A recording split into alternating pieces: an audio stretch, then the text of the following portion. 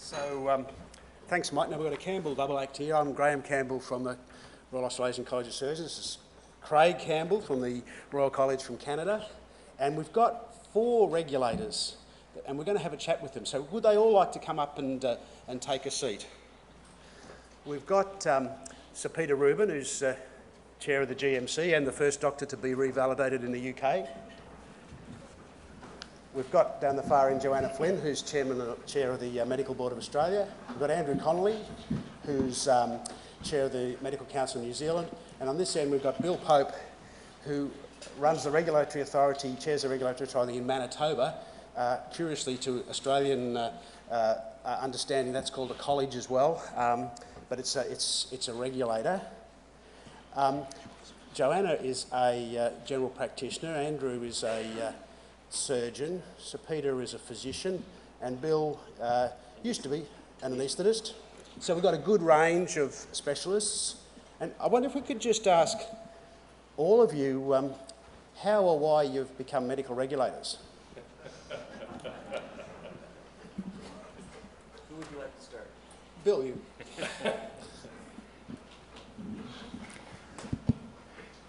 One of the things that most physicians, one of the groups that most physicians are terrified when they receive a call or a letter, of course, is the regulatory board. And I did realize when I first came into a position that my relationship with my colleagues and friends had truly changed forever. But in late youth, I was in my late 40s, I decided to see if I could still think, and thought I would do a degree. And I ended up doing a law degree, which was very interesting because I wanted to teach us about them. And I did learn that lawyers are very different from the rest of the world, and they think completely differently from physicians. And that's been very helpful in my educating process for our members over the years. Having done that, an opportunity arose for me to do the complaints part in our regulatory body. And as was just mentioned, there's some confusion in Canada because all of the regulatory bodies in each of the 10 provinces is actually called the College of Physicians and Surgeons of blank. There is, of course, the Royal College, and actually at our university now, they're going to have a combined health faculty, and each faculty will be called a college. So doctors in Manitoba will have 3 colleges, all of which will mean nothing to them when they get letters from them, I'm sure. But it was a fascinating option to learn about law and how important it is for physicians to understand that law impacts everything we do every day. We don't realize that the fact that we work in hospitals or have privileges is actually a legal issue. And so from that, things grew, and I was there for 5 years thinking this would be an interim thing, and my predecessor retired, and from my sins, I've now been doing it for the last 15 years. Thank you. Sir Peter. Thanks very much. I'd like to assure you that I'm actually quite normal. And I didn't have a eureka moment when I woke up one morning and thought, oh, I must be a medical regulator. I got involved with the GMC by a result of a purely random event. The GMC used to have a council of 104, a deeply dysfunctional, hilariously chaotic council of 104. And the universities took it in turn to nominate a dean of a medical school to the GMC. It happened to be Nottingham's turn. I happened to be dean of the medical school, and I happened to end up on the GMC. And my first meeting in London, I sat there looking at these old men standing up, making interminable speeches that seemed to have no relationship whatsoever to the agenda item that was being discussed. And I thought, this is something of which I want no part whatsoever. But I ended up on something called the Education Committee, which was functional and was very interesting and dealt with education policy at a national level. And I thought, well, maybe I'll give the GMC a bit more time to see whether, you know, I want to hang around here. And that was 15 years ago, and I now find myself as chair of a council of 12 people, which is functional and is fun to chair. Andrew. Similar to Sir Peter, I didn't have any intention of getting into governance or regulation, but when I first came back as a consultant to the hospital I'm in, it was at a period where there was a lot of structural change in New Zealand, and I'd always been brought up that if you don't vote, don't moan. so as loud, young, a bit more hair and no really established operating lists, I was dispatched by the head of department to troubleshoot with management. And I found I quite enjoyed it, and out of that I went into being head of department, which I still am, and then by chance our council hadn't had an interventionalist of any specialty on it for some years, and that was seen as a point of risk, I think. You can get onto the Medical Council in various ways in New Zealand, but I was appointed by the Minister of Health, I gather on the recommendation of our CEO. And so again, really quite by chance, but found I've really enjoyed it, and I'm into my 5th year on it now. So I was recruited at a stage where the Medical Board in Victoria had a long and proud history, but had only at that point in 1989 had one woman on it, and they were looking for some young people, which I was then, and more women. And I guess I find it a really interesting balance, particularly in contrast with my role as a GP, because as a GP you deal with whatever comes in the door, and you know, you have good days and bad days, good consultations and bad consultations. But you realise the fundamental importance of good doctors and good doctor-patient relationships. And at the other end of the scale in the board, I think it's very important to have that perspective that most doctors out there are trying all the time. There are some people who are scoundrels, there are some people who are incompetent, but it's also easy to get caught up in processes because something went wrong for a patient without any deliberate intent on the doctor's part. And I think trying to advocate for good standards, keeping in mind the practical realities of what it's like, is really important. I might have got sick of it, except that those of you who are Australian, which is a large number of the audience, would realise that the landscape for medical regulation in Australia has been a very interesting place in the last about 8 years.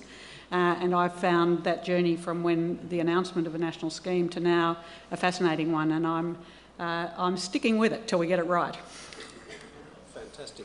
Now, one thing that's just happened in Australia is there's a certain state that's deliberately decided to appoint a non-medical person to chair its regulatory board. You're all practising doctors. Is this something the profession should worry about, or allow to pass without comment? Who'd like to tackle that one? No, I don't think it's anything we need to worry about. The deputy chair in New Zealand is a lay member.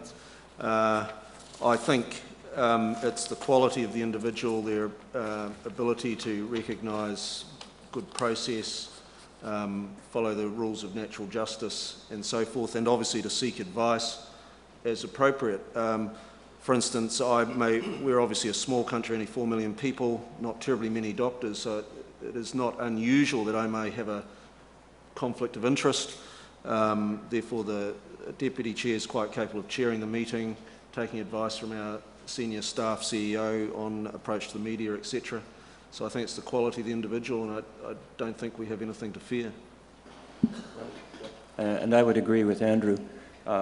Several of the Canadian provinces have had a public rep on the committee chair that board. In Alberta, which is probably the most interactive and is moving forward the most of the provinces, had an outstanding public rep who was actually a psychologist, but was not a physician. And she did enormous things to lead the process. I think the issue is exactly as you said. Now, in this country, do the boards elect the chair, or is the chair appointed from outside? In Australia, the boards are appointed by health ministers, and that includes the appointment of the chair. Okay, so it's a little different in Canada, where the chairs are chosen by the council? Yeah, council chooses the chair and deputy in New Zealand. And usually, if that were the case, then the trust that the council has in the individual would be enormous, and in fact would probably be a very positive thing when that person speaks on behalf of the council publicly. Perhaps I would just make a comment as well. The GMC is an independent organisation. We're nothing to do with the government of the day. We're established by Parliament, but then that's it. We are funded entirely by the medical profession. And I'm mentioning that because I think that is relevant to the question.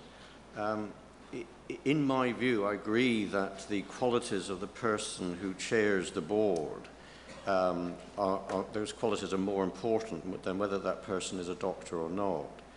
But the regulator has to have credibility with the profession that's being regulated. And if the chair is a non-medic, there has to be a process whereby the profession has confidence in the regulator and a belief that the regulator understands what they do in their day-to-day life. The other issue, which is one that brings us into conflict with other regulators in the UK on occasion, is that we at the GMC, for all the 156 years that we've been going, have taken the view that we do more than regulate. We also try to lead change, particularly in medical education. And that requires hearts and minds jobs, and that requires people who connect with the profession being regulated. So I'd be very relaxed about a lay chair. I would be much less relaxed about the organisation not having enough doctors around it to provide credibility to the profession being regulated. So we're going to have a series of questions now for each of our panel members, and we thought we'd start with Sir Peter because revalidation has been implemented in the United Kingdom. So Peter, after a decade of planning, the launch of revalidation in December 2012, I think you were the first UK physician to go through the process. So the first question I had for you was, were you selected or did you volunteer? There was, strangely enough, quite a bit of competition to be the first. You may find that completely incredible, but it's true. And my colleagues at the GMC felt that because of the fact that quite a lot of people wanted to be the first, and because of the fact that it's the GMC that runs revalidation, it'd be very strange indeed if I didn't say, well, actually, I should be the first. So that was the background to it. But the CMOs wanted to be first, college presidents wanted to be first. You know, there's a lot of people that thought, so that's how it came to be that I was the first. And could you talk to us a little bit about some of the challenges that you faced in preparing to participate in the process that you were part of designing? Well, I think it's important to say straight off that I have led a very privileged life in that virtually all of my professional career has been spent in university hospitals, and I know they're not normal, I know that most docs do not spend their careers in university hospitals. And I was in a hospital that had had well-established annual appraisal for 14 years or something. I was in a medical directorate that had established 360-degree appraisal some 8 or 9 years ago. So for me and my colleagues, it was not a big deal. It was a very big deal for those doctors working in environments where they'd never had appraisal. It was a very big deal for doctors who thought 360-degree appraisal would be a moment where the sky fell in. And so I'm not representative. I was very fortunate in that I was in a system where it all happened anyway. Good. And now that you've gone through the process yourself, could you reflect on one of the sort of the most surprising outcomes that you learned from that process itself? I'm going to kind of answer that question by talking about the very first time that I had a 360 appraisal, because I think that's what most doctors find most interesting. My very first 360-degree appraisal was, must be about 15 years ago now, when I was Dean of Medical School and I was being sent off by the university on the Cabinet Office Top Management Programme, which is the UK's premier, well, as its name implies, top management program. And 24 people go away and live together for a month in an isolated hotel, and you have this really intensive top-level training. And I had a 360-degree appraisal before this. Now, I had this image of myself, and the image of myself was I'm a really good communicator and a really approachable guy, okay? So, and I didn't choose who responded, who gave the information. And the way that you get the feedback on the TMP is there are 24 of you, and on the first day you're paired up. And with the other 22 watching, you read out to each other the results of your 360 appraisal. So it's not for the faint-hearted, this isn't. And by the time that you get to the 11th pair, you understand why they do it that way. Because no matter how elevated you are in your organization, you're human, and you've got strengths and weaknesses. So here am I, the great communicator, the approachable guy. The heads of the big departments in the medical school thought I was a very approachable guy. The rest of the medical school, who is this guy? what does the dean do? Would anyone notice if he didn't turn up to work? And approachable. Well, yes, those with whom I worked very closely thought I was, have a genuinely open door policy. One step beyond them, no, I wasn't approachable, and that was a real wake-up call for me. And there were a lot of nice things in it as well, of course. And most of you, those of you who have not yet had 360 appraisal, most of the feedback will be incredibly positive, and people will say great things about you, and that's lovely. But it was a wake-up call, and it enabled me to see myself as others see me. And that, I think, is what, when we piloted 360 appraisal around the country, that's the big thing that doctors say. Yes, they were blown away by the nice comments, and oh, am I really like that? I can improve that thing.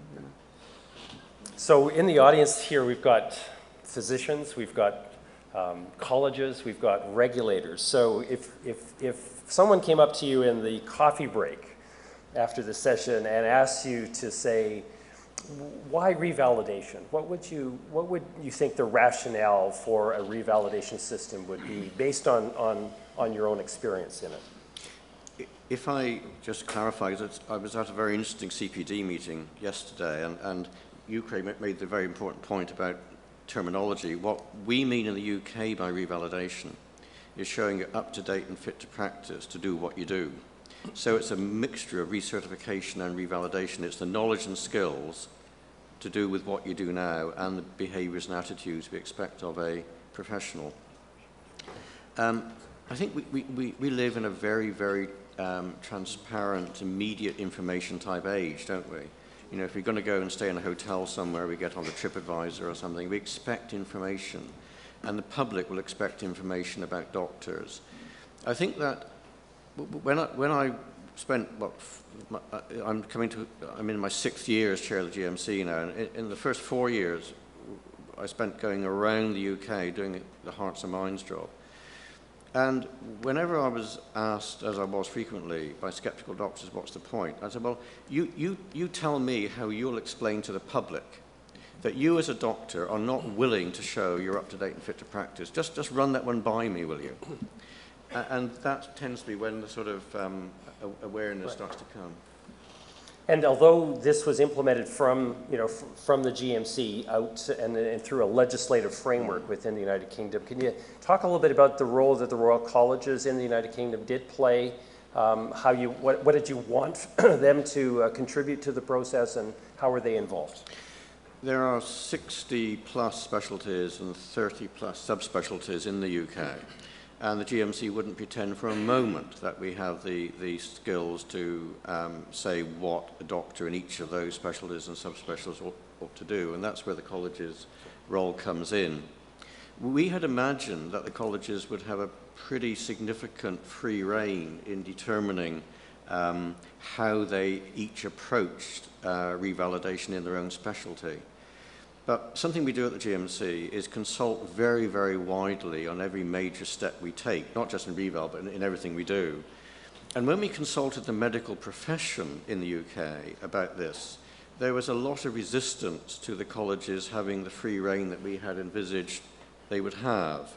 There was a lot of talk about level playing fields, a lot of talk about and I'm simply quoting something here, this is not my view, there were comments about license to print money, a concern that the colleges would use revalidation as a way of introducing mandatory college-delivered CPD, which if you didn't do it, all these sort of concerns, which may or may not have been fair. I'm not saying that, I'm not saying whether or not they were fair, but there was a very strong response from the medical profession saying, we'd like a referee here to ensure a level playing field. So what's actually happened is that the colleges still have a huge role, but we oversee that to try to ensure that one specialty isn't being tougher or weaker than any other specialty. Thank you. Long-winded answer, but it turned out to be a more complex issue than we imagined. Thank you. So Bill, Manitoba, you introduced revalidation about 2 years ago? Yes. Like most jurisdictions, or as most jurisdictions, we've introduced various aspects of it gradually. Yep. But the two main issues that occurred relatively recently were firstly the mandated participation in CPD by all physicians. Yep. And that was actually a legislated item. As with most jurisdictions in Manitoba, health is a provincial matter, which was part of our initial constitution. So the health minister is who determines the shape of health care is a provincial person. So can I just draw you out? Yeah. You used the word mandated CPD quite deliberately then, I think. I did. So the legislation requires that in Canada, as you may know, there are two national colleges. The Royal College of Physicians and Surgeons of Canada, which is for all specialties, and the College of Family Physicians for family physicians. Each operates quasi-independently, but very closely.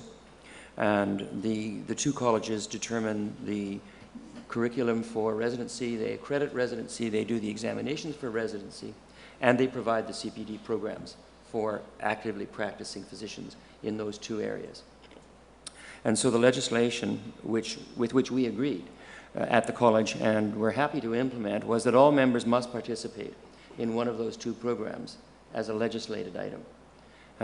It was something that the Minister of Health wanted to be able to say for her purposes at election time that she was making this happen. In fact, it was something that the profession nearly always did participate, and we were actually quite happy to do that. As a matter of a sideline, which is quite interesting, we were, I think, the fourth province to require that. Now there are either 8 or 9 that do. The first province to do it were Saskatchewan and Alberta, which are the two provinces to the west of us. And if, in fact, people did not do the minimum number each year they're required by one of the two CPD programs, the provincial medical regulatory authority would inform the government, and the government would refuse to pay them anything at all. That was a fairly effective tool. We actually at the College of Physicians and Surgeons of Manitoba said, rather than potentially ending up with a lawsuit that would cost us a great deal of money to fight because of this, we would do something that was perhaps even more effective. So the legislation that requires they do this makes it an automatic professional misconduct for failing to do this. And if in fact a physician does not participate in CPD and tell us that they are doing so and show us what they are doing, that by law is professional misconduct. They will in fact go to inquiry, which is our trial, and would automatically be found at fault. And their pictures would be on the front page of the Winnipeg Free Press, which is the provincial newspaper. And it goes to what you were saying when you talked to your members, Sir Peter. We thought that the shame aspect of this would be far more effective than taking away a little bit of the money, because people would say this doctor is not prepared to do something as simple as CPD. So we've had basically no problems with people complying. So, Bill, was there a stimulus? I mean, there was the history at the Children's Hospital Cardiac Surgical Unit. Was that part of the stimulus, or was it? I think for those of you who are not aware, we had a Bristol back about the turn of the millennium. And it was a particularly unpleasant situation where a pediatric cardiac surgeon was felt to be not competent to do the complex procedures that he did, and it was a system issue because he was not adequately mentored, monitored, and supported, as well as not having the skills to do it. It was a national scandal, and the review went on for years, so Manitobans still remember it, even though it's now sometime thereafter. One of the issues that arose from that as well by a group that was asked to provide future support was, firstly, mandatory participation in CPD, and secondly, a multi-source feedback.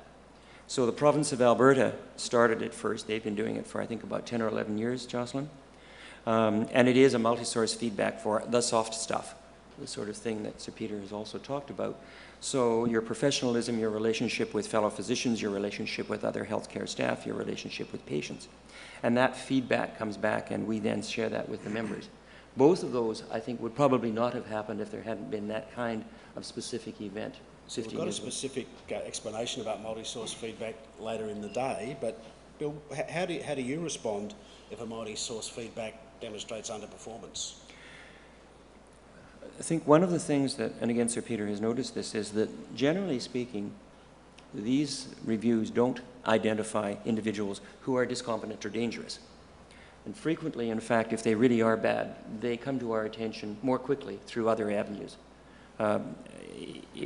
particularly if they work in any kind of group practice or in a university faculty or in a large teaching hospital.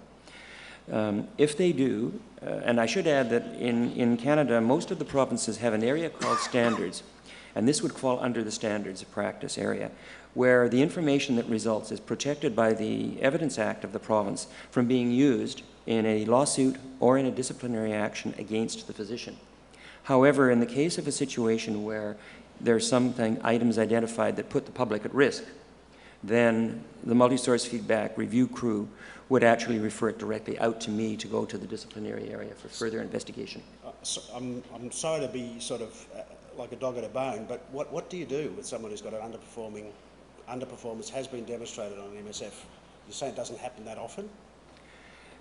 But what do you do when it would happens? depend, I guess, on the level of underperformance. So if it were in the standards area and they felt that it could be remediated, standards does remediation, and it works with university, it works with CPD, particularly the CPD department at the Faculty of Medicine, which is our main link.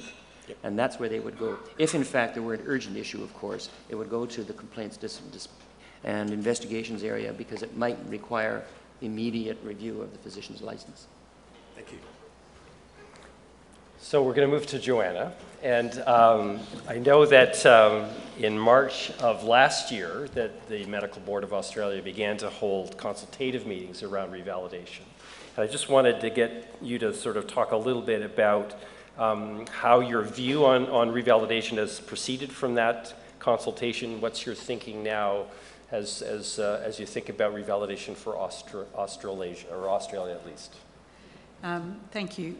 So in March we held a consultation forum which we called Starting the Conversation, and that was the Medical Board engaging with the profession mostly, but also with the community about, what should we do? Look at what's happening around the world, what's happening in other places, where does Australia want to be?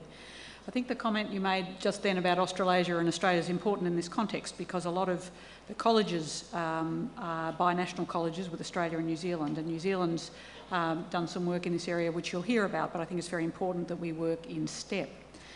The board, in fact, hasn't done a great deal since then, except I've had a lot of invitations to go and speak to colleges, and I don't think it's something that we need to do in a hurry. And I'm delighted that this meeting is focusing on revalidation, because that's indeed continuing the conversation. So I'm going to talk a little bit later today in some detail about where we're at and what the next steps might be. But essentially, that is the question. What do we want in Australia? What does the profession want? What does the community want? How can we control this agenda and shape it to get us to somewhere that we want to be in 4 or 5 years' time, rather than having something imposed on us? We do have mandatory CPD as part of the national law, which started in 2010. The board has set a series of standards for that and will shortly commence auditing practitioners' participation in that. But the question is college CPD enough? What is the gap between current college CPD and what we might want? Is it about refashioning CPD, or is it about adding other things or realigning things? So we're still very much at the beginning of it. Thank you. Do you think, as you think about revalidation, do you see it as a generalized process that every licensed physician and surgeon should engage in, or do you think it should be targeted in some way? Say, for instance, for groups of physicians that may be at higher risk, such as those in solo practice, age-related criteria, et cetera? Well, I think they're the sort of key questions that any meeting of regulators looking at this space, whether it's about maintenance of certification or revalidation, look at. And it's partly an economics question about time and opportunity. It's partly a risk question about where you want to focus. And you can have graded systems, there's all sorts of things. So they're very open questions from our point of view. Okay. And there are a number of Australasian colleges, and some of the licensed physicians within Australia and New Zealand may not be members of those colleges. How do you think that they will demonstrate accountability around the CPD point, as well as other elements of revalidation that might be considered down the road? So in Australia, we have a specialist register. You can be on the specialist register without currently being a paid-up member or fellow of your college, but you have to have had your qualifications recognised by the college, and to stay on that specialist register, you have to meet the CPD standards as required by that specialty college. So they're included in that. Then there's another group of people who are not specialists. Many of them are junior doctors in training, so largely their educational and performance management needs are being cared for, but there's a group of people in between, which I think is squarely the responsibility of the Medical Board. And again, I think we can look to New Zealand, who've introduced some very interesting things in that space to make sure that those people are actually being monitored more closely. Thank you. So, Andrew, public expectations. There's books being written about this in New Zealand where people claim to know the public expectation. What do you think the public expectation is in New Zealand? I think the public expect high quality, they expect honesty, and I think increasingly they do expect that if a doctor tells them they're up to date, that they can prove that or justify it. So I think the public, our public is very forgiving when things go wrong, as long as the staff involved, the health professionals involved, are honest about it. That's not necessarily apportioning blame or accepting blame, but taking responsibility. So I think generally the profession, on various studies that are done by polling companies or indeed by the council, the public do have high degree of trust in their doctors. Do you have done surveys? Yes, we do a survey around about every 3 years. Yep. And a little later I've got a little bit of data on that, but generally it's we survey them, so do other groups such as our Health and Disability Commission, which is an independent body that the public can take concerns to. So, and the current position of the MCNZ is mandatory CPD. Yep. I think you have in fact mandated audit for all practitioners. Yes. Is there any other differences between Australia and New Zealand currently? No, I think it's very similar to how Joe's outlined. Fellows of their relevant colleges, CPD through the college, trainees of the relevant colleges, the same. Specialist register or vocationally registered doctors, as we'd refer to them, who aren't fellows, the vast majority are enrolled in the relevant Australasian or New Zealand college program. For general registrants, so the other group, we've introduced a formal program for them. So it is mandatory and for anyone engaged in clinical practice. You touched then on vocationally registered doctors, and New Zealand, as is Australia, is quite dependent upon international medical graduates for service provision, but it has a significant number who are not fellows of colleges for a variety of reasons. Do you think that's an issue or a problem to you? It's obviously an area of concern because we have to make sure we get the decision right when they're granted registration. And so we have a strong reliance on the colleges to recommend. But our law states that whilst the college is, if you like, the expert witness, the council is the jury, so to speak, so it has to, by law, make the final decision.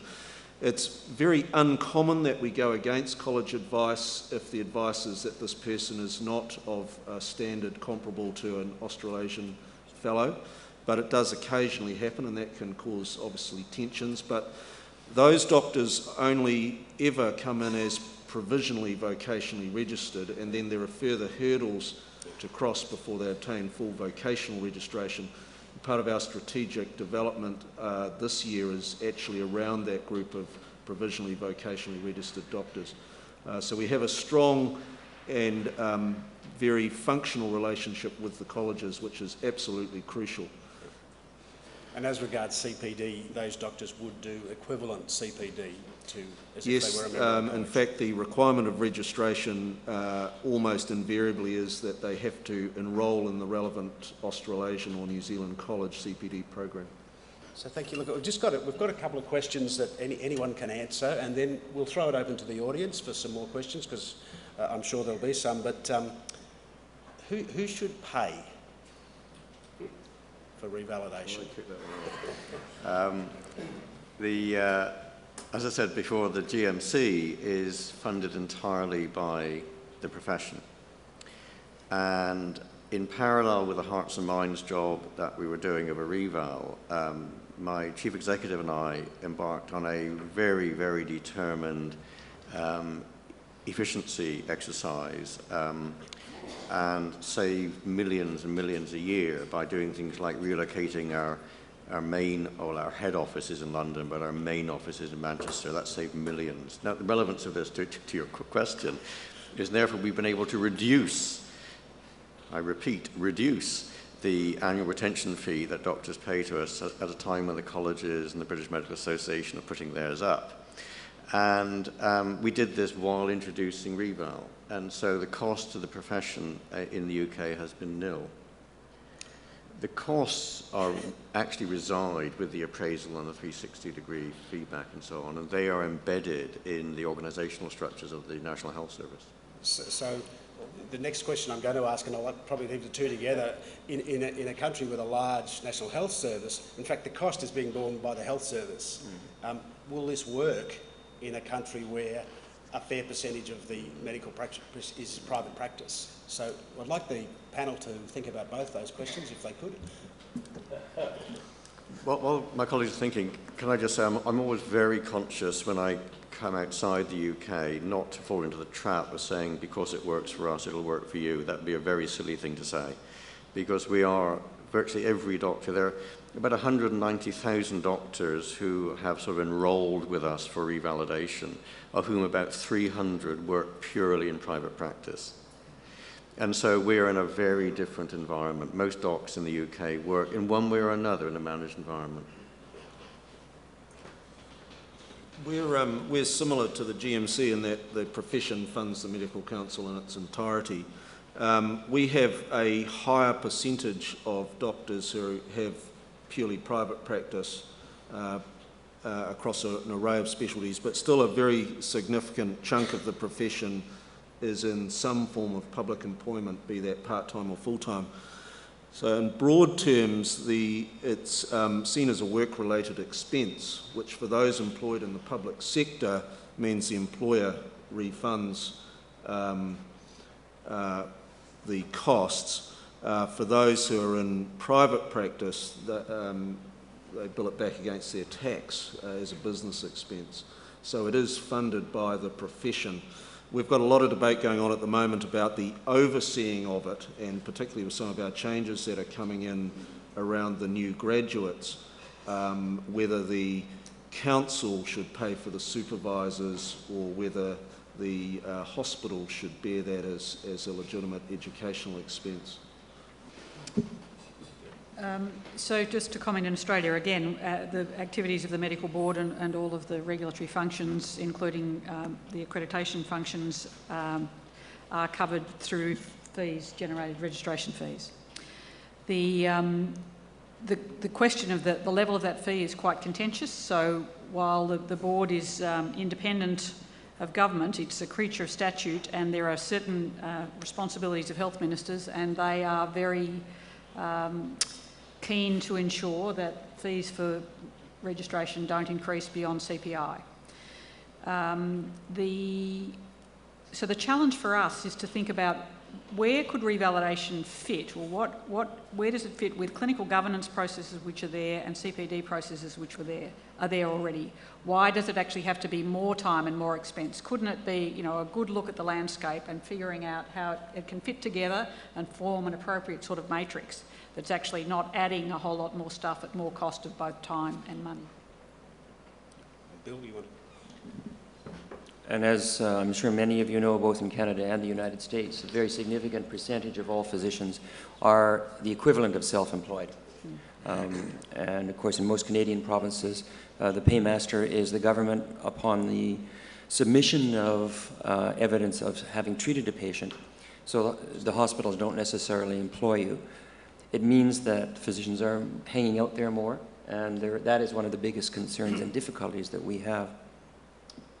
The CPD fees are nearly always, because our Royal College does not actually create the CPD.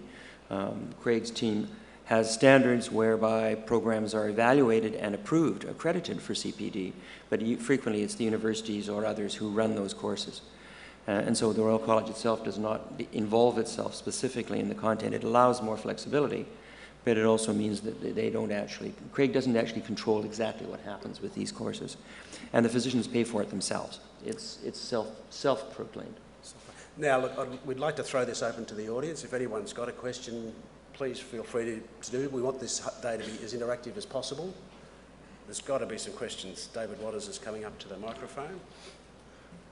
While you're all up there, I would like to ask you what the definition is and the words you actually use to articulate the concept of revalidation in your 4 regulatory bodies. Who wants to tackle the definition? We ask a doctor to define their scope of practice, and then we ask for evidence that they are up to date in that area of practice and that they are fit to practice as a doctor. So it's the professionalism, the behaviours and attitudes, and the knowledge and skills required of that particular branch of medicine.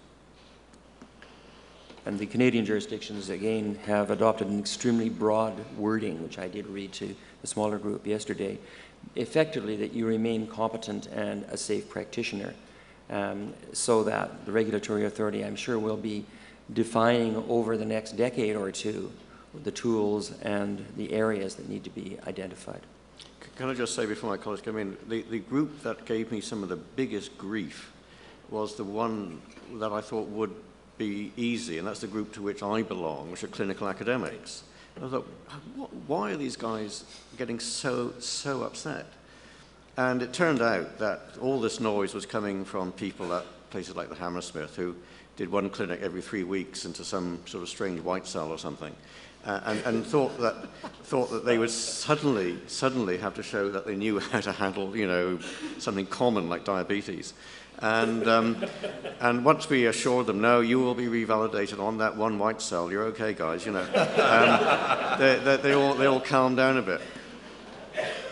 So, I mean, the International Association of Medical Regulation Authorities defines revalidation / recertification / maintenance of licensure as the process by which doctors have to regularly show that they are up to date and fit to practice medicine.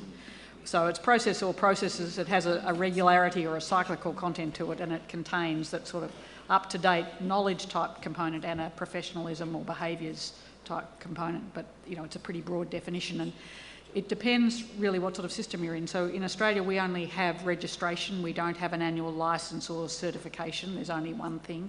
In some jurisdictions, they're separated, so you've got to sort of figure out where it fits in the legislative landscape and the powers that you have. We're very similar to the other jurisdictions. Again, it's relevant to the scope of practice that you're vocationally registered in. If you wish to practice in an area that is not core to that scope, you must do with an identified collegial relationship with a vocationally registered doctor in that scope. We use the term recertification on the whole. Okay. So come to a microphone if you want to ask a question. Just introduce yourself. And Michael Pitney from the College of Dermatologists. Tony Blair in 2005 spoke of the pressure on policymakers to respond to every tragedy by introducing measures to prevent it happening again. The result is a plethora of rules, guidelines, responses to scandals of one nature or another that ends up having an utterly perverse consequence. It's impossible to guarantee a risk-free society, and to attempt to do so produces measures which are unwieldy, burdensome and unnecessary complex for everyone except the commissioning authority. And I wonder if everybody remembers what happened when Mickey Arthur gave the Australian cricket players too much homework. So look, we promised Sir Peter we won't talk about the cricket. So can I just add one comment to that? I mean, I think it's an interesting reflection. But there's one thing that's manifestly inaccurate in what you said, which is it does also add a burden to those who are creating the certification requirements. So it's not without cost to the instigators as well as to the people who are required to do it. And I think we therefore have to think very carefully about what's going to add value. The point about that is that that is a cost to the instigators, and that is then often reflected back on us. Sure, in fees. We'll take that mostly as a I comment. Does anyone want to reply? I wonder if I might try and respond to that as well. I think this goes to the heart of... I'm sorry, I realise you're just about to ask a question, but I think it's worth reflecting on what it was that triggered the road to revalidation in the UK. And the major catalyst was the Bristol Children's Heart Surgery scandal. But it was the issues around that where doctors were killing children. Other doctors knew and looked the other way. And the one doctor who put his head above the parapet and said, this is not right, was ostracized by the medical profession in Bristol and is now practicing here in Australia. But hard on the heels of that, other cases came to the GMC. One, a gynecologist called Rodney Ledward, had been butchering women for 30 years. Many doctors knew and dealt with it by writing excellent references on him so he could go and be somebody else's problem. And there were other cases like that. And it wasn't the government that decided we can't go on like this. It was actually the GMC that decided we cannot go on like this. Professional self-regulation has failed too spectacularly too often. And my great regret about revalidation is that had our predecessors in the medical profession really exercised self-regulation as we assured the public we would not be here having this conversation this morning. Andrew. Yeah, I agree. I think the vast majority of achieving recertification for a fellow of any of our colleges is very straightforward. It's just doing what I think we all believe as the profession are the right things to do. And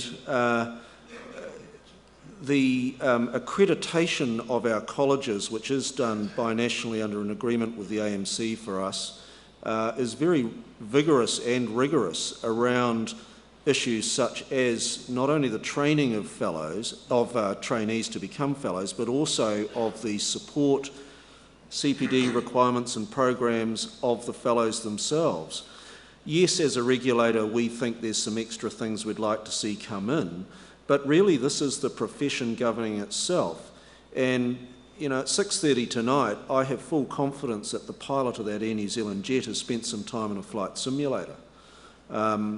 And I think it's right that he could expect that I'm up to standard if he's on my operating table at 6:30 tomorrow evening. Got a question, Eddie. Anthony Llewellyn from New South Wales Health Education and Training Institute. I'm interested in what Joanna said a little bit a while ago about the matrix of current information, and I guess one of the big histories of regulation in Australia the last few years has been trying to get systems to talk to each other, and so we haven't heard anything about the role of the employer and also National Hospital and Health Service standards in this approach. Most states in Australia will have some process, for example, with hospitals where you go through a re-credentialing, scope of practice, privileging process as well. So do you envisage, I mean, I'd like to get some comments about how that could be brought into the piece and so that we're not reinventing the wheel, as you've said. That's extremely timely as far as Canada is concerned. Again, partly because there have been over the last 3 or 4 years some big problems in 2 or 3 areas where clearly incompetent physicians were reading mammograms and again in lab work where cancer testing was inadequate, requiring huge look-backs and enormous public loss of confidence in the profession. The province of British Columbia on the west coast, which has about 10,000 physicians, a very wealthy province, has, as a result of this, instituted a new process where legislative change has required that the College of Physicians and Surgeons of British Columbia, the regulator, exchange and have a back and forth information on the matrix with the regions.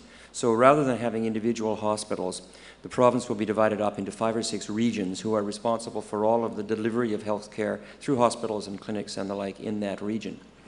And the regional chief medical officers are working with the College of Physicians and Surgeons to define what will be common credentialing, privileging, ongoing review of privileges in any institution in the province, so that whether you're in a small hospital in northern British Columbia or in the Vancouver General, you will be expected to demonstrate and will be assessed on the same sorts of things. So your question is very appropriate.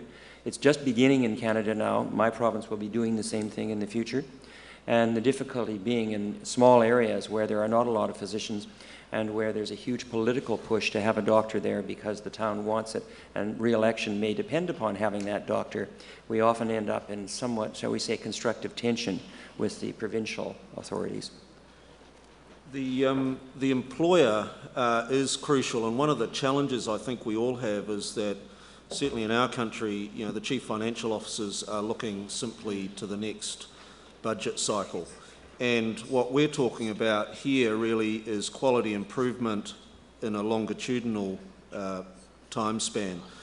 We generally can accept that if we improve quality, we reduce cost, at least per patient.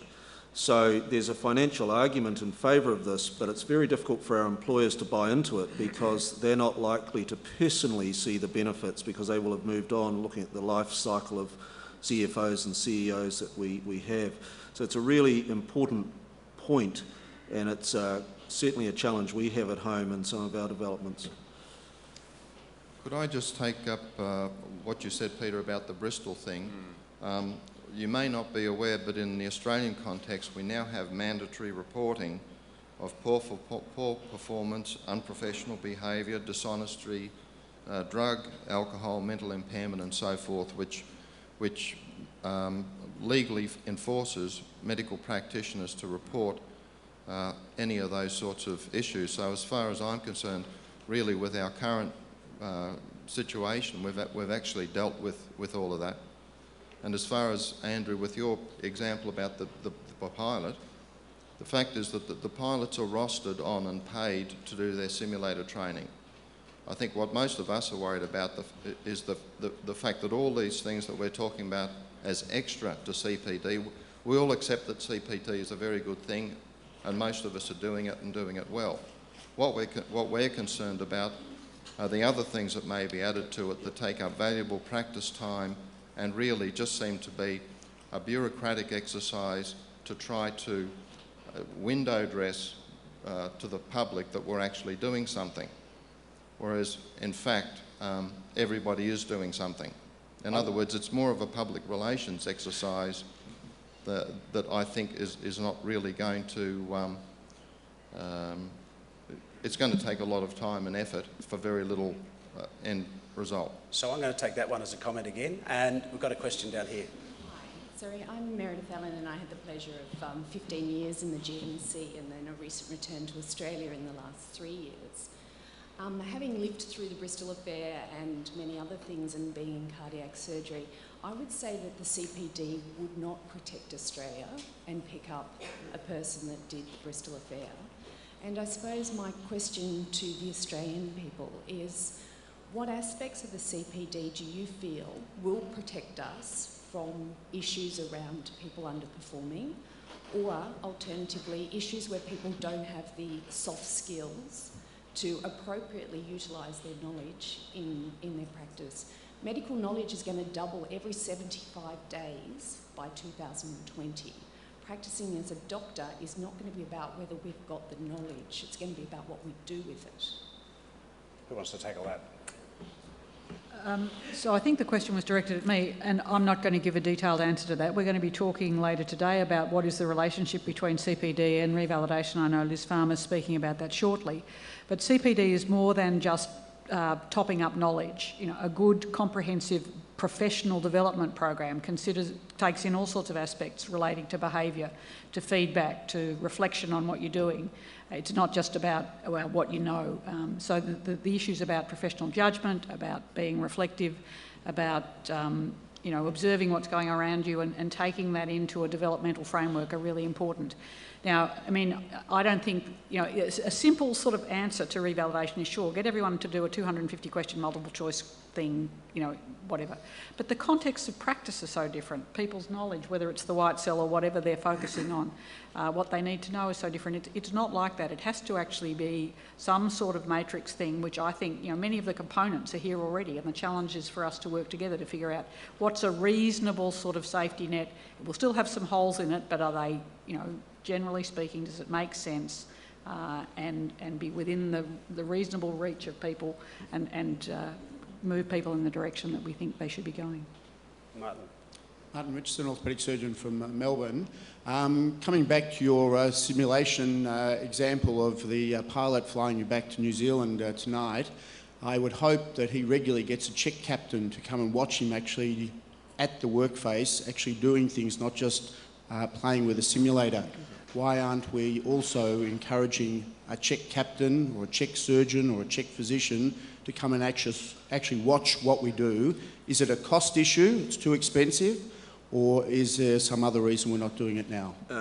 We're actually doing it in New Zealand, and I'm presenting on it a little bit later, and in fact one of the key groups who've taken it on board in New Zealand Orthopaedic Association, so I have preliminary small numbers but feedback on just that, which is, I think, the key thing is that CPD is only part of revalidation, recertification, and so things such as practice visits is an area that our council believes there's a lot of value to come out, and it's something we're refining and working through.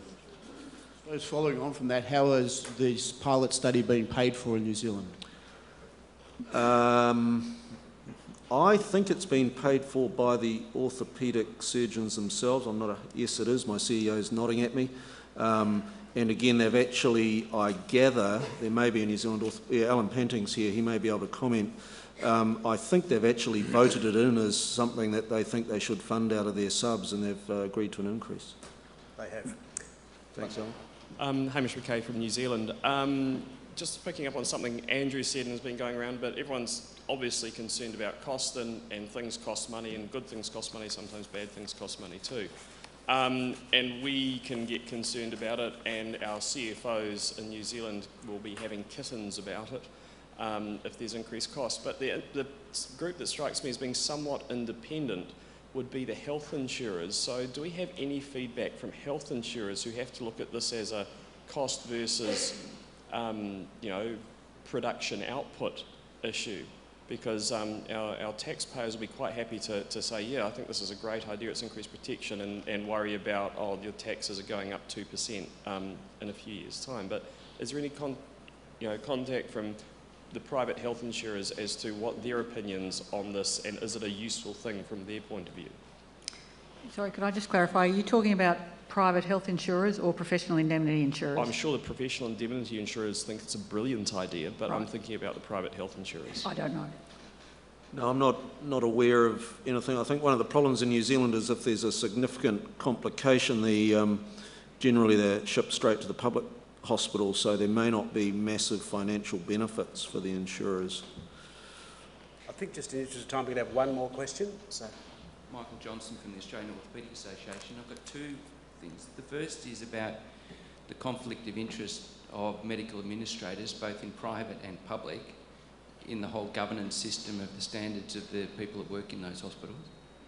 And certainly we have private hospitals that have allowed rogue doctors to continue to practice for years because of the financial benefit.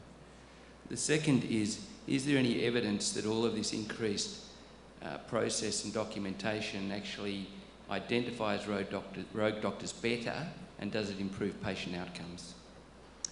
So there's three questions there: rogue doctors, patient outcomes, and conflict of interest. If I could deal with the medical administrator thing first. We've been very alert to this issue from the word go, really, and what we've done is, and again this comes back to the managed structures, so I'm conscious this is a UK solution, but every organisation, every health organisation in the UK has a doctor called a responsible officer. The clue is in the name. We hold that doctor personally and professionally accountable for the doctors whose names he or she puts forward to us for revalidation. And if that doctor behaves in a way that is unprofessional, and particularly if they breach our very clear guidelines on conflict of interest, then we have the ultimate sanction of removing their name from the register. So that is the approach we've taken, and time will tell whether it works or not.